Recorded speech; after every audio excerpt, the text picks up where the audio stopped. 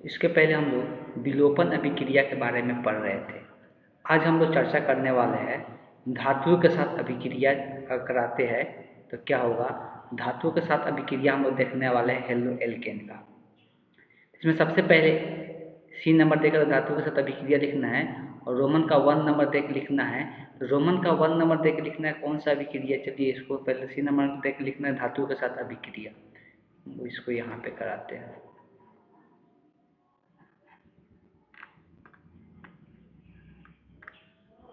सभी को हेडिंग डालना है धातुओं के साथ अभिक्रिया, सी नंबर देके धातुओं के साथ अभिक्रिया।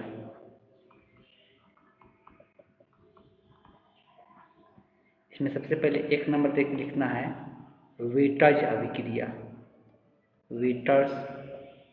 वीटर्स अभिक्रिया। जो भी नाम से अभिक्रिया रहता है पहले से अगर बता दे तो ये इम्पॉर्टेंट अभिक्रिया होता है। जितना भी नाम से अभिक्रिया देखने को मिलेगा वो इम्पॉर्टेंट अभिक्रिया देखने को मिलता है। वीटर्स अभिक्रिया में क्या होता है इसको समझना है। तो अगर कोई मान लेते हैं एल्किल समूह ही है और ये आई के साथ जुड़ा हुआ है, आई भी हेलोजन ग्रुप आता है, एल्किल समूह के साथ कोई आई जुड़ा हुआ है और उसको सोडियम के साथ अभिक्रिया, सोडियम क्या है, एक धातु है, इसको धातु के साथ अभिक्रिया करेंगे। ये भी 2 मोल है और इसका भी 2 मोल है, तो इसका भी 2 अणु है, इसका भी 2 अणु है। तो ये अभिक्रिया करके क्या बनेगा, तो ये अभिक्रिया करके उत्पाद के रूप में आर का निर्माण करता है और प्लस में Na का निर्माण करता है। Na जो बनता है उसका 2 अणु बनता है। अब ये कैसे होता है उसको थोड़ा समझ लेते हैं। होता क्या है, इसका 2 अणु का मतलब क्या है, तो इसका 2 अणु का मतलब समझते हैं।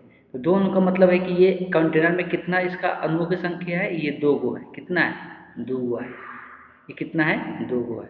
सोडियम भी कितना है, 2 है। तो एक सोडियम एक आई को लेकर जाएगा, एक सोडियम एक आई को लेकर जाएगा। एक जो सोडियम होगा वो एक आई को लेके जाएगा, दूसरा सोडियम जो होगा वो एक आई को लेके जाएगा।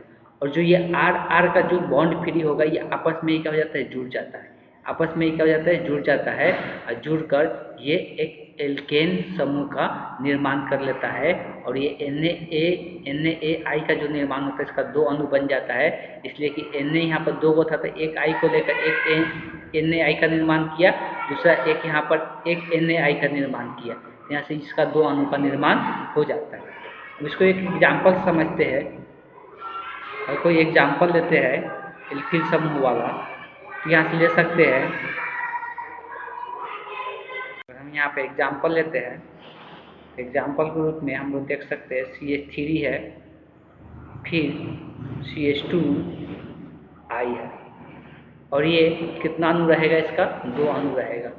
और यहाँ पर तो ये सोडियम ही रहेगा, इसलिए कि सोडियम धातु के साथ ही अभिक्रिया हम देख रहे हैं। तो यही जो यौगिक है इसका यहाँ से देखिए फिर से एक बार दिखा देना चाहते हैं, जोड़ने में गलती नहीं करना है। CH3 CH2I है, ये रफ वर्क है जो नीचे में दिखा रहे CH3 CH2I है।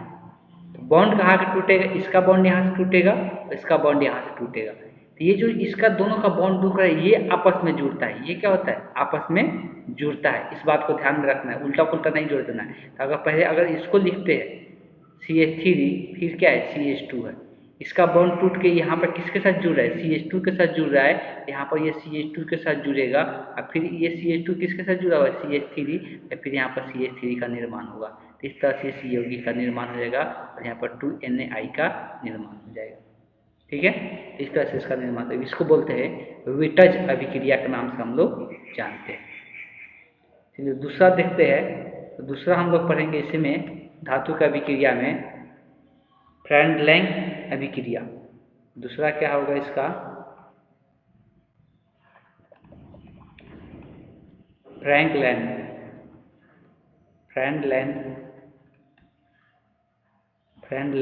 अभिक्रिया। ये भी उसी प्रकार का अभिक्रिया है लेकिन इसमें सोडियम धातु की जगह जिंक धातु आएगा। कौन सा आएगा, सोडियम की जगह जिंक आ जाएगा। सेम तरीका से भी ये भी अभिक्रिया होगा, इसका 2 अणु रहेगा और यहाँ पर लेकिन जो जिंक रहेगा ना, वो जिंक का एक ही अणु रहेगा, इसलिए कि जिंक जो होता है 2 आई को एक साथ जोड़ सकता है, लेकिन सोडियम जो था एक ही आई को एक साथ जोड़ सकता था, इसीलिए सोडियम का भी कितना अणु लेना पड़ रहा था, 2 अणु लेना पड़ रहा था। तो यहाँ पर भी सेम अभिक्रिया वही होगा, आर के साथ आर जुड़ जाएगा और जो 2 आई निकल रहा है, दोनों आई किसके साथ जुड़ जाएगा, जिंक के साथ जुड़ जाएगा। दोनों आई किसके साथ जुड़ जाएगा, जिंक के साथ तो जुड़ जाता है। इसको एग्जाम्पल से समझ सकते हैं, सेम ही एग्जाम्पल ले सकते हैं, CH3 CH2 आई ले लिए और यहाँ पर इसका कितना अणु, 2 अणु प्लस जेड। सेम तरीका है, ध्यान यही देना है कि पहला बार जो CH3 CH2 लिखेंगे तो दूसरा जो CH2 यहाँ पर जुड़ेगा वो CH2 से ही जुड़ेगा, ना कि CH3 से जोड़ देना है। ये CH2 से ही जुड़ेगा और CH2 फिर किससे जुड़ा हुआ है, CH3 से जुड़ा हुआ है, तो फिर ये CH3 से जुड़ जाएगा। और प्लस में जिंक के साथ, एक ही जिंक के साथ दोनों आई आ जाएगा, 2 आई है, 2 अणु है, तो आई का भी मान कितना होगा, 2 होगा, तो दोनों आई जिंक के साथ ही आके जुड़ जाएगा।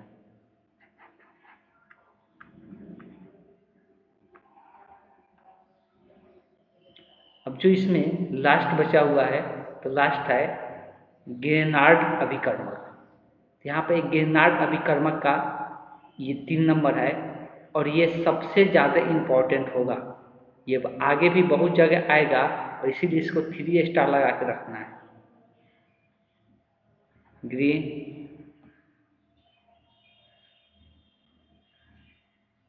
ग्रिग्नार्ड, ग्रिग्नार्ड अभिकर्मक इसको बोलते हैं, ग्रिग्नार्ड ग्रिग्नार्ड अभिकर्मक।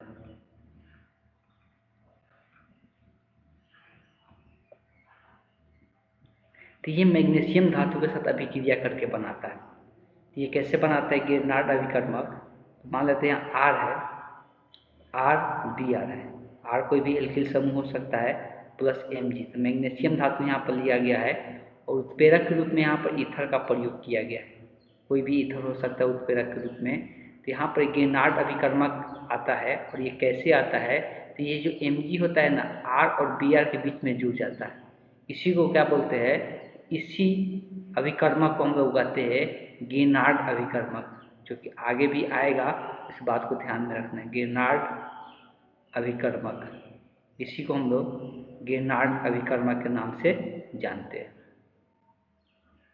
और इसका अगर हम लोग वितरण निकालें कि इसमें कौन कैसा होता है बॉन्ड, उसको थोड़ा समझने की कोशिश करते हैं, तो ये आर Mg Br का जो निर्माण होता है, तो इस पर ये देखने को मिलता है, ये भी इलेक्ट्रोनिगेटिविटी इसका ज़्यादा होता है, इस आर का भी होता है। तो ये Mg जो होता है ये धातु होता है, इसलिए प्लस पार्शियली पॉजिटिव चार्ज आता है, ये दोनों पर पार्शियली नेगेटिव चार्ज देखने को मिलता है। ये भी स्ट्रक्चर दिखा लेना है, ये गेनार्ड अभिकर्मक का स्ट्रक्चर है जो कि आगे इस अभिक्रिया में भी हेल्प करेगा और आगे हम लोग समझने में भी मदद करेगा। तो इससे रिलेटेड चीज़ें हम लोग आगे देखने को मिलेगा, इसलिए इसको भी लिख के रखना। ये आर की जगह कोई भी एल्किल समूह हो सकता है।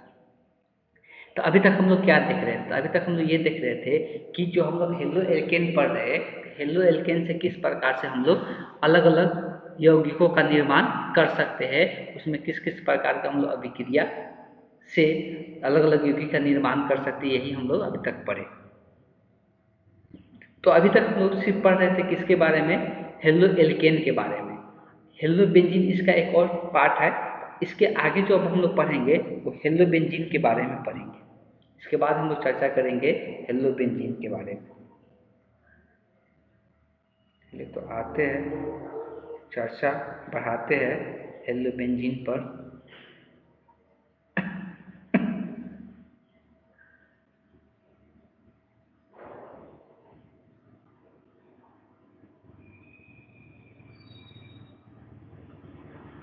तो हेलो बेंजीन अगर हम लोग शुरुआत करेंगे तो सबसे पहले शुरुआत होता है इसके बनाने की विधि।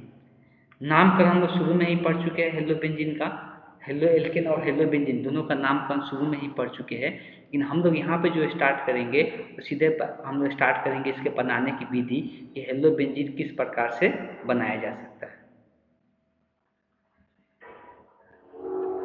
हेलो बेंजीन,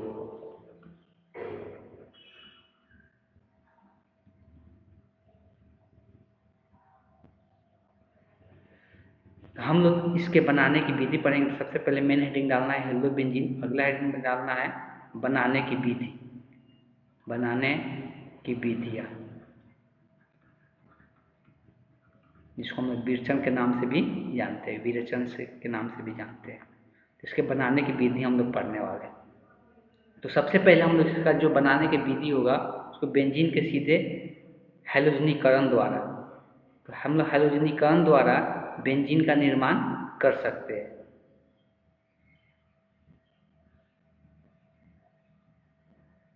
तो सबसे पहले हैलोजनीकरण द्वारा हम लोग बेंजीन का निर्माण करेंगे। इसमें 1 नंबर देख के लिखना है, बेंजीन के सीधे हैलोजनीकरण।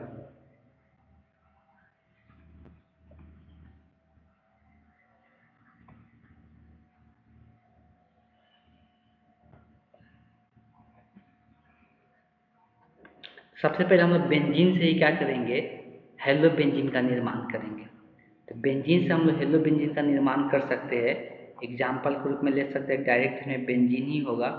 हम लोग जानते हैं बेंजीन का स्ट्रक्चर किस प्रकार का होता है, रिंग लाइक स्ट्रक्चर होता है और बीच बीच में डबल बॉन्ड रहता है। तो यही बेंजीन है। इसका अगर अभिक्रिया क्लोरीन गैस के साथ कराते हैं, कुछ इसमें उत्प्रेरक भी यूज होगा। उत्प्रेरक का बात करेंगे अनाद्र अनाद्र अनाद्र AlCl3 या इसमें हम लोग FeCl3 का भी प्रयोग कर सकते हैं। तो ये है क्या है, तो ये हम लोग एक प्रकार उत्प्रेरक का काम करेगा। और इसमें क्या देखने को मिलता है, तो देख होता क्या है, किसी भी एक जगह से हम लोग पता है कि सब जगह क्या होता है, हाइड्रोजन बॉन्ड होता है। हम लोग दिखाते नहीं है, लेकिन सब जगह यहाँ पे क्या होता है, एक एक हाइड्रोजन जुड़ा हुआ रहता है। तो होता क्या है कि एक हाइड्रोजन यहाँ से निकलेगा और एक क्लोरीन यहाँ से निकल के जुड़ जाएगा और हाइड्रोजन और एक क्लोरीन मिला के HCl का निर्माण कर लेगा। एक जगह से क्या होगा, हाइड्रोजन यहाँ से निकल जाएगा। एक जगह से यहाँ से मान लेते हैं कि यही वाला हाइड्रोजन यहाँ से निकल के क्या जुड़ गया, Cl जुड़ गया, और जो हाइड्रोजन निकला वो एगो Cl के साथ चला जाएगा और HCl का निर्माण कर लेता है। तो ये क्या है, हेलो बेंजीन हो गया। हेलो बेंजीन का मतलब होता है बेंजीन में एल्किल समूह जुड़ जाए तो उसको हम लोग क्या कहते हैं, हेलो बेंजीन कहते हैं।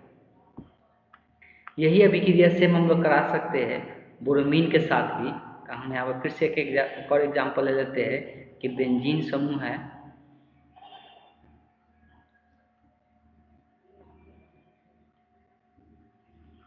अब यहाँ पर हाइड्रोजन दिखा नहीं रहे, डायरेक्ट लिख देंगे, Br2 के साथ अभिक्रिया कराएंगे।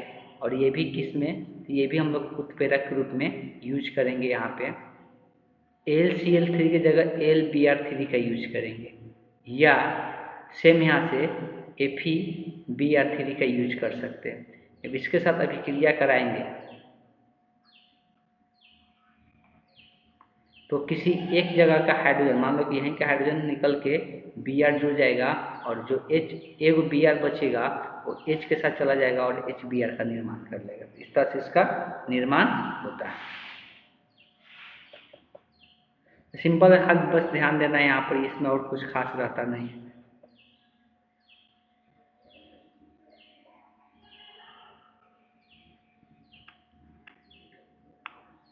अगला हम लोग देखेंगे इसका 2 नंबर,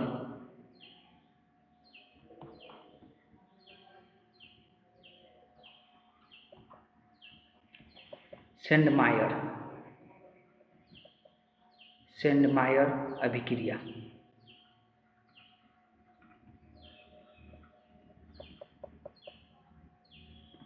सेंडमायर अभिक्रिया में किसका प्रयोग किया जाता है, बेंजीन डाई एजोनियम क्लोराइड का यूज किया जाता है। अब इसका स्ट्रक्चर कैसा होता है एक बार देख लेते हैं।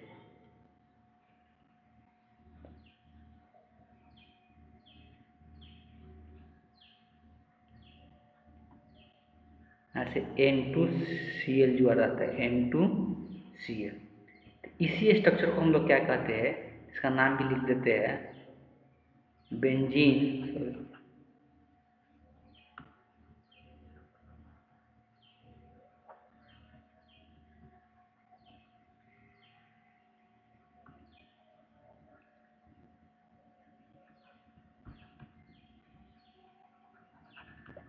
बेंजीन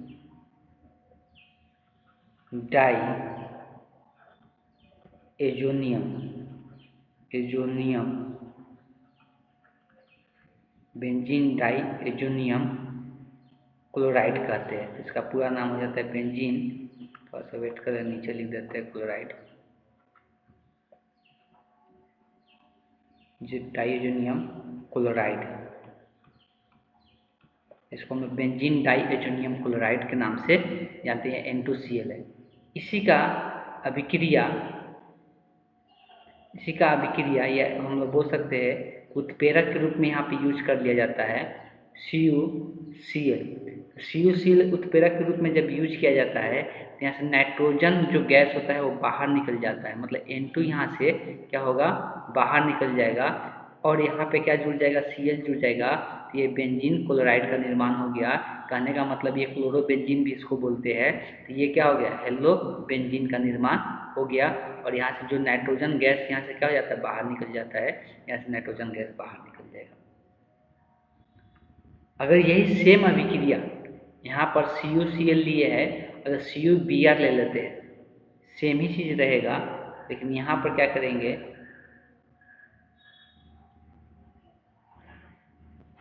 यहाँ पर ये N2Cl है, लेकिन यहाँ पर अगर यूज कर लेते हैं CuBr का, तो यहाँ से ये जो होगा Br जुड़ जाएगा और प्लस में N2 गैस का निर्माण कर लेगा। अगर यहाँ पर CuBr की जगह Ki का प्रयोग कर ले, अभी इसमें सब में अलग अलग अभिक्रिया देखने को मिलेगा। यहाँ उत्प्रेरक ये नहीं है, हमने यहाँ बोलने में गलती की, ये उत्प्रेरक नहीं है, अभिक्रिया में भाग ले रहा है। अगर यहाँ पे N2Cl ही है, सेम ही यौगिक है, लेकिन यहाँ पर किसके साथ, Ki के साथ अभिक्रिया करा दे, यहाँ पर Br की जगह, जहाँ पर Br इस ऊपर में जुड़ा हुआ है, इसके जगह पर क्या जुड़ जाएगा, I जुड़ जाएगा और यहाँ से नाइट्रोजन गैस बाहर निकल जाएगा और साथ में यहाँ पर KCl का भी निर्माण हो जाता है। ये जो Cl होता है वो K के साथ जुड़ के KCl बना लेता है। इस तरह से ये 3 प्रकार का अभिक्रिया को दर्शाता है कि CuBr के साथ, CuAl के साथ, Ki के साथ अभिक्रिया अलग अलग देखने को मिलता है। और इस सब प्रकार के हेलोबेंजीन का निर्माण यहाँ पर देखने को मिल रहा है। अब जो यहाँ से आगे हम लोग देखने वाले हैं वो हेलोबेंजीन का अभिक्रिया देखने वाले हैं।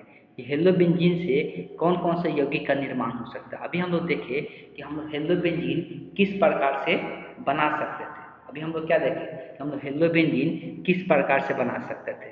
अब हेलोबेंजीन से अभिक्रिया कराकर हम लोग और क्या क्या यौगिक का निर्माण कर सकते हैं उसके बारे में चर्चा करने वाले हैं। लेकिन हम आज की क्लास में उसको नहीं लेना चाहते हैं, नहीं तो लेंदी हो जाएगा सेशन। इस कारण से हम यहाँ पर जो पिछले क्लास में जो कराए हैं उससे रिलेटेड हम कुछ क्वेश्चन देना चाहते हैं और उसको अगले क्लास में सभी को बना के मेरे व्हाट्सएप नंबर पे सेंड करना है। आते हैं हम कुछ क्वेश्चन होमवर्क के रूप में आप लोग को देते हैं बनाने के लिए, उसको बनाकर सेंड करना है सभी को। धातु के साथ अभिक्रिया भी हम देख ही रहे थे और पिछले क्लास में हम लोग विलोपन अभिक्रिया भी देखे थे, तो विलोपन अभिक्रिया से भी हम कुछ एग्जाम्पल यहाँ पे दे रहे हैं।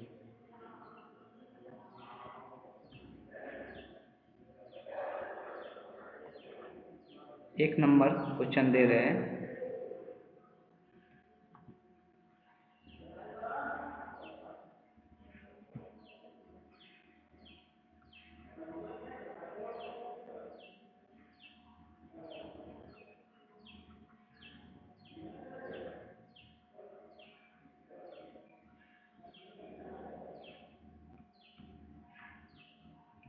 इसको KOH के साथ अभिक्रिया कराया जा रहा है। उत्प्रेरक के रूप में यहाँ पे एल्कोहल का उपयोग किया जाता है। ये पहला एग्जाम्पल हुआ।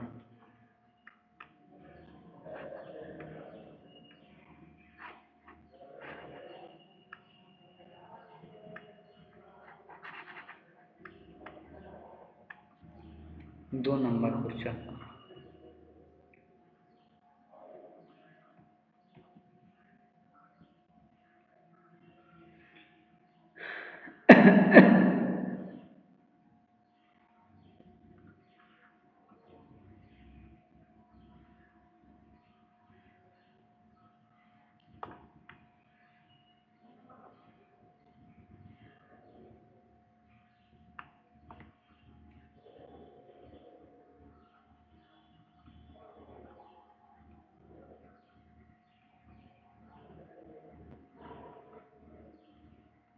ये भी KOH के साथ ही है। पैरा के रूप में अल्कोहल का यूज करना है। धातु के साथ वाला कुछ अभिक्रिया दे देते हैं।